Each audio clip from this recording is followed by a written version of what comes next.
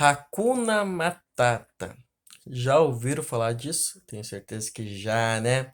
Hakuna Matata é um estilo de vida mostrado no filme do Rei Leão por dois personagens bastante presentes lá no continente africano, que é o suricato e o javali, Timão e Pumba. Então, como eu já dei uma pista ali, a gente vai falar sobre a África hoje. Só que a gente vai falar do clima e da vegetação. Quando a gente fala em África, a gente tem aquela ideia, bah, a África só tem seca, não tem água, não tem grandes florestas, é tudo deserto. Tem algumas dessas características que eu falei? Tem, mas vocês vão ver agora que não é bem assim. Certo? Nós vamos falar então, basicamente, começando lá do norte da África.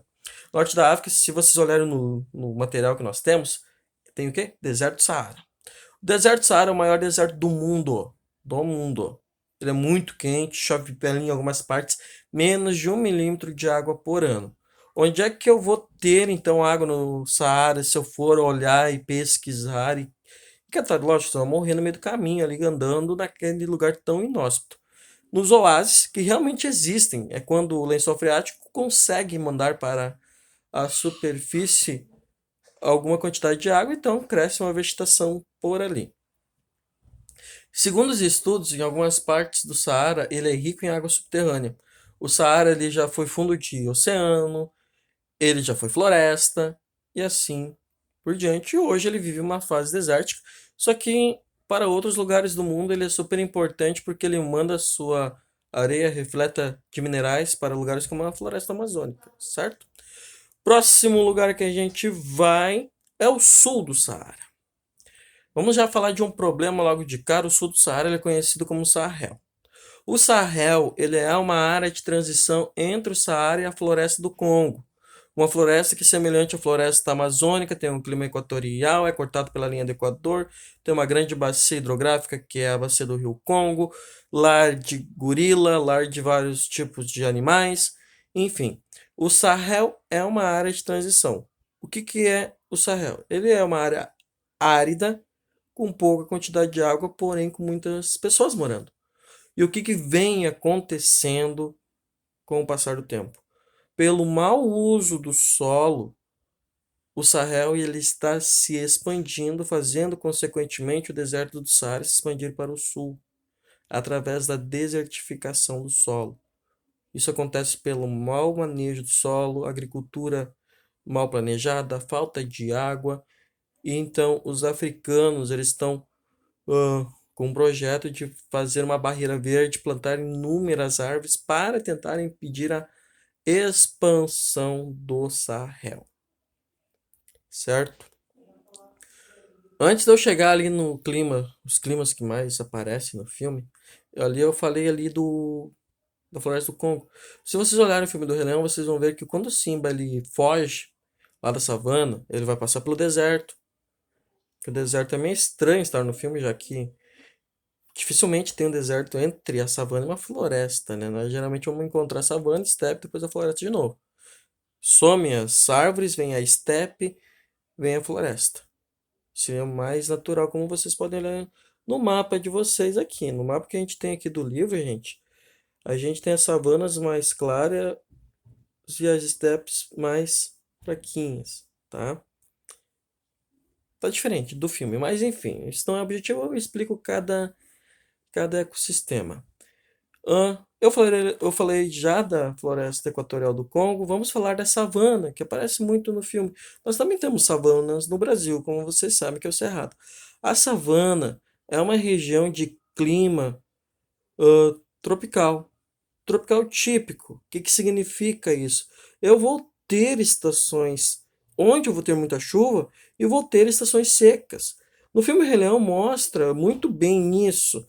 No início do filme mostra aquela grande riqueza animal, aquela riqueza vegetal. E ao final, se aproximando ao final do filme, quando o Scar ele é o grande, todo-poderoso, que o Simba vai lá e luta com ele, vocês vão perceber que tá tudo seco, falta água, isso e aquilo. E daí dá a impressão que é culpa do Scar, que o Scar causou todo um desequilíbrio no ciclo da vida.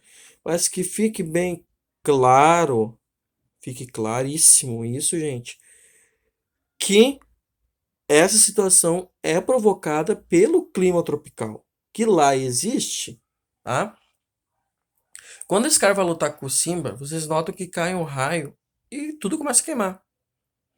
Também é normal acontecer isso. É normal a savana queimar, assim como é normal o cerrado queimar. Por condições naturais, eu não tô aqui nem entrando em méritos de ação humana. E depois, logo ao final do filme, quando o Simba já mostra o filho dele, novamente nós vamos ter o quê? Toda aquela exuberância de vida. Isso é um ciclo na savana.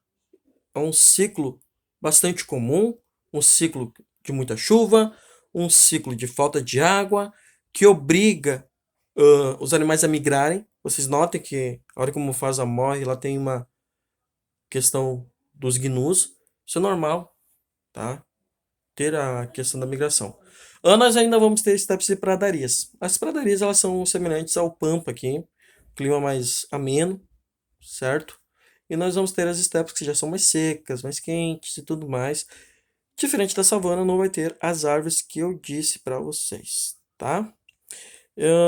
Vamos ter alguma quantidade de vegetação mediterrânea, como eu comentei já, em outras aulas. Lá na América tem Mediterrânea, que é o norte da África, obviamente, já que o norte da África nós temos ali o mar Mediterrâneo, que dá o nome ao clima onde chove no inverno e não chove muito no verão, arbustos predominando, e esses arbustos eles são esparsos, ou seja, espalhados.